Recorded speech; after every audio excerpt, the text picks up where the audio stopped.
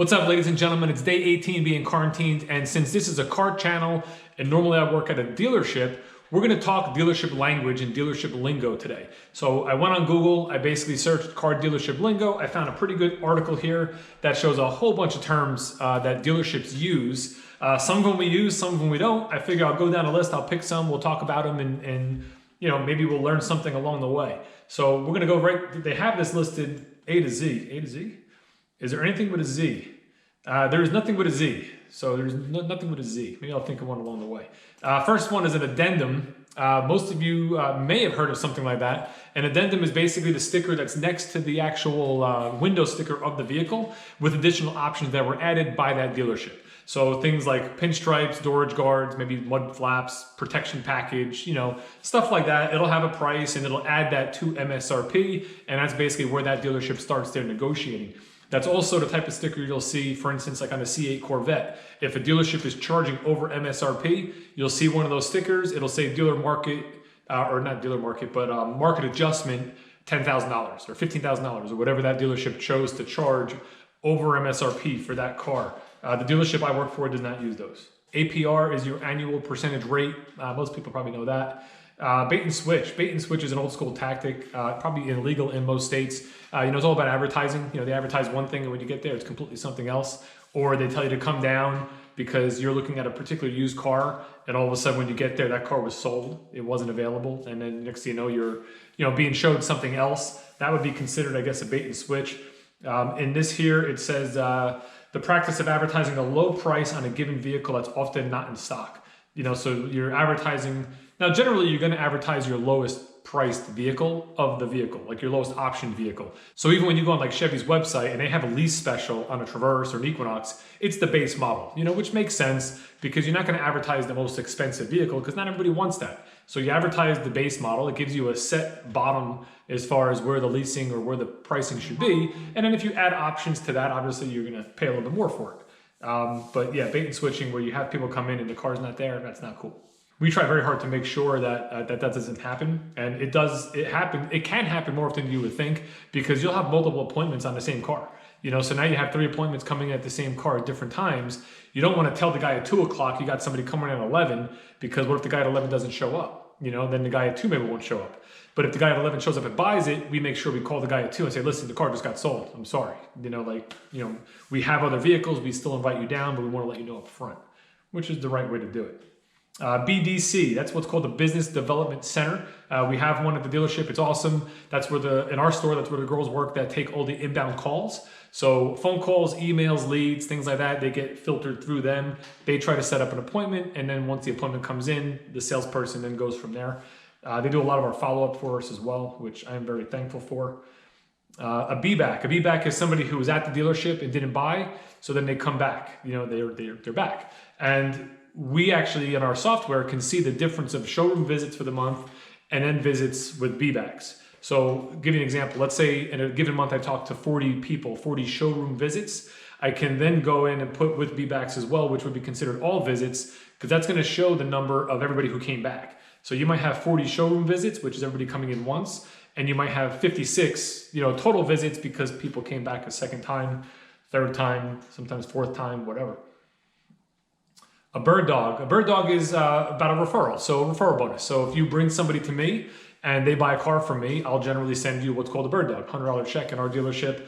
It says here that originates from the term for hunting dogs who can retrieve prey for their hunter.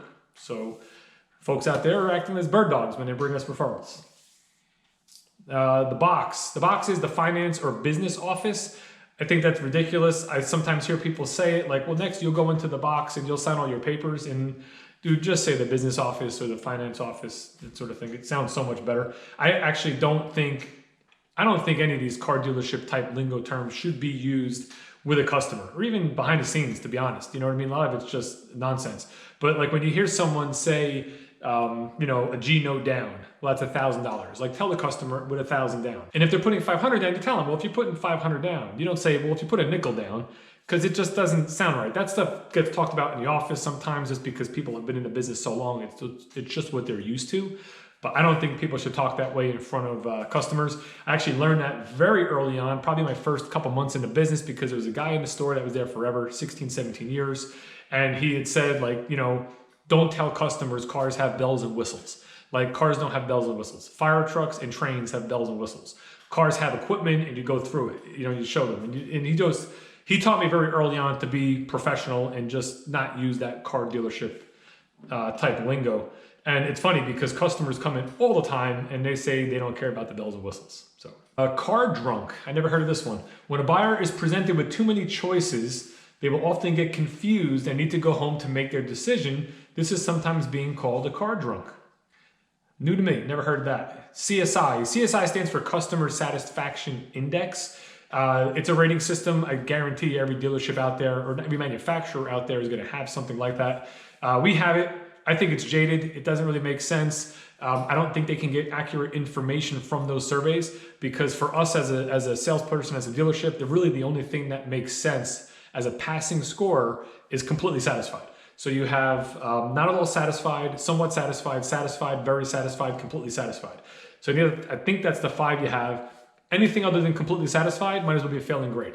So you can have 5 surveys with completely satisfied, get 1 that has very satisfied down the whole list, and you drop like tremendously with your CSI. It's actually quite ridiculous. And our income, our bonuses through General Motors are all tied to that CSI score. So if you don't have that at a certain level and a certain response rate, you could lose the bonus money you maybe earned from General Motors, going month to month. The demo drive is the test drive. That's easy. A desk log. A desk log, we don't do that. I mean, it's all really in the computer system now, but they used to have these big books. And every time a customer would come in, the salesperson would gather the information. He'd go to the manager would write on a log of what their name is, their address, what time they came in, what car they're looking at. And each day they would just flip the page to the next log. Now everything's in the computer. So I don't know of many stores. I'm sure there's still stores out there that do that, but we don't. A 5-pounder. I never heard of this either. A pound stands for 1,000 in this example, and it refers to how much profit you make on a car deal. Okay, so $1,000 profit would be a pounder, and if you made $5,000 worth of profit on a deal, you'd call it a 5-pounder. These got to be old school because I never heard of this. Plus, I don't know. We don't make $5,000 worth of profit on a car. I can tell you that. Maybe these Corvettes, but even them, I don't think they had that kind of money in them. A get-me-done. A get-me-done, I've heard, it's somebody with poor credit who's desperate for a vehicle. And that really probably comes from the customer. Because over the years, what would happen, and I've seen people like this that come into me, they're open, listen, my credit's bad, I really need a car, can you get me done? I need an approval. And that probably comes from people actually saying that to salespeople, and then salespeople going into the office and saying, listen, I got to get me done. A green pea, that's a new salesperson to the car business. Generally, when you sell your first car, they cut your tie off. We don't wear ties, so I don't know, we don't really do anything for that. A hat trick. A hat trick is selling 3 vehicles in the same day by 1 salesperson. I've done it numerous times. It's definitely fun, and I think the most I've ever sold was 5. We had a guy a month or so ago, I think he did 7 cars on a Saturday. Everything fell into place perfectly. Like appointments came in and this and that. And it was funny because we go to Breakfast Club every Saturday morning. He's one of the guys that always comes out. I've worked with him for a long time. And I think he was trying to get to like, one of our bonus tiers is 15. And he wanted to get to like 14 or 15 by the end of the week. And he ended up doing it by like the end of that day. It was ridiculous. A mini, that's the smallest commission a salesperson can earn on a car, which is also called sometimes a flat or like a minimum deal. For us, it's like $100. Like that's the least amount you'll get paid for selling a car, which is actually a lot of cars these days. So, if you're a salesperson, you want to find a dealership that has a good bonus program for units, in my opinion, because the deals now on new cars are so aggressive everywhere that it's not really a commission-based job anymore. It's more of a job of volume. Sell as many cars as you can and make money on bonuses. A Maroni label is the actual window sticker on the car.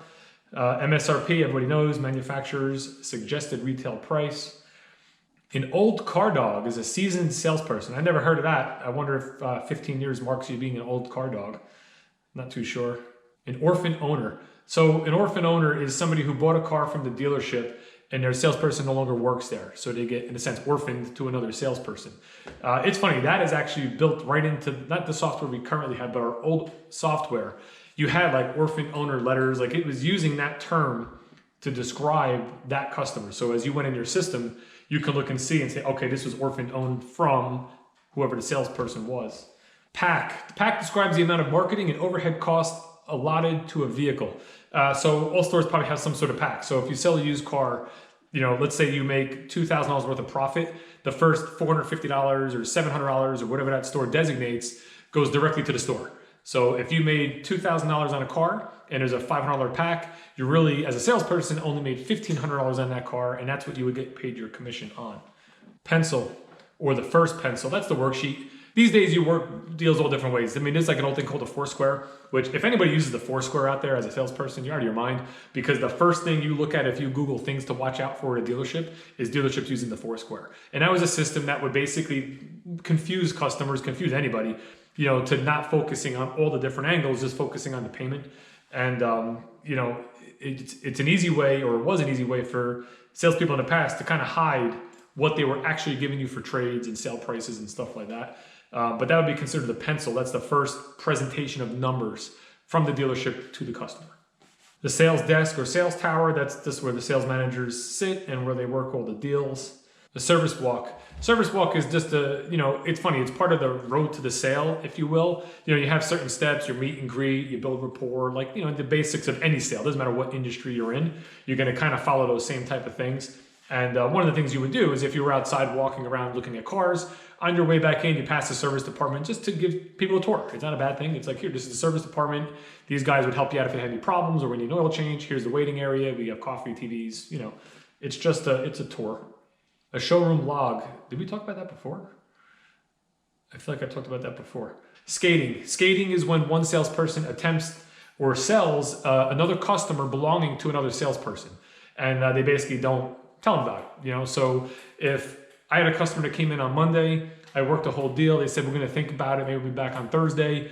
Tuesday, I'm off. They end up coming back in. They don't realize I was off. Another salesperson sells that car. I never know anything about it. Next thing you know, I call the customer on Thursday. Do you want to come in today? Oh, we bought the car on Tuesday.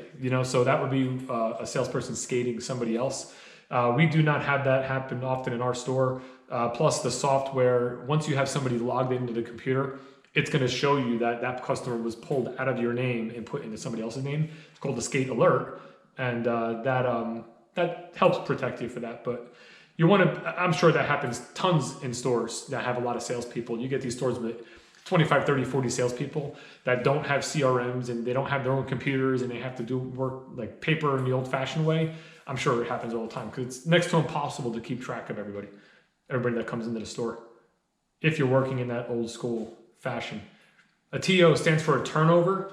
It's when a salesperson couldn't close a deal, so a manager comes in and takes over in a sense. It's something that is needed sometimes. Personally, myself, I close probably 98% of my deals. Very, very, very rarely does a manager have to come out and talk to a customer. That's more of a thing that if you have a dealership that's doing that back and forth game, they're gonna wear you down. So they're gonna have somebody come in, a salesperson's gonna go through everything, then they're gonna have a closer come in, then they're gonna have a manager come in, each time dropping a little bit more and more and more to the point that hopefully you say, wow, this is a great deal and I'll take it. But sometimes you need what I would consider or call a second voice, because there's times I'm dealing with a customer and you saved them everything and you can't do anything else. And I've told people like, this is it, like there's nowhere else to go.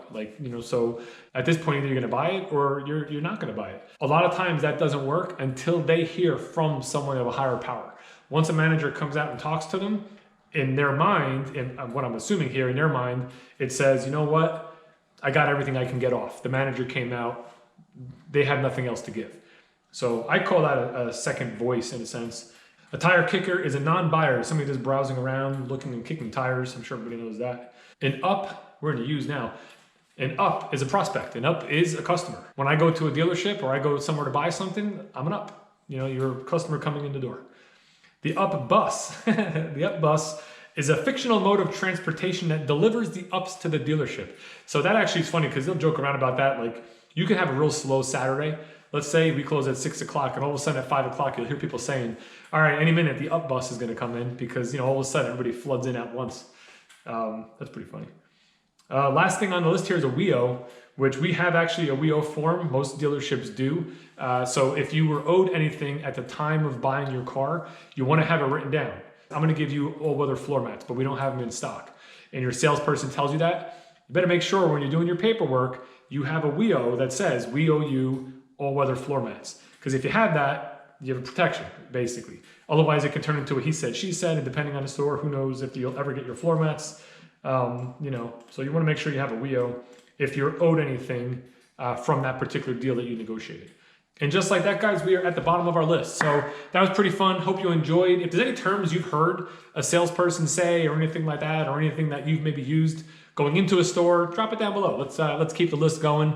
And, just try not to use dealership slang if you're a salesperson. Go out there, be professional, and just use correct English. Have a great day, guys. I'll see you tomorrow, day 19.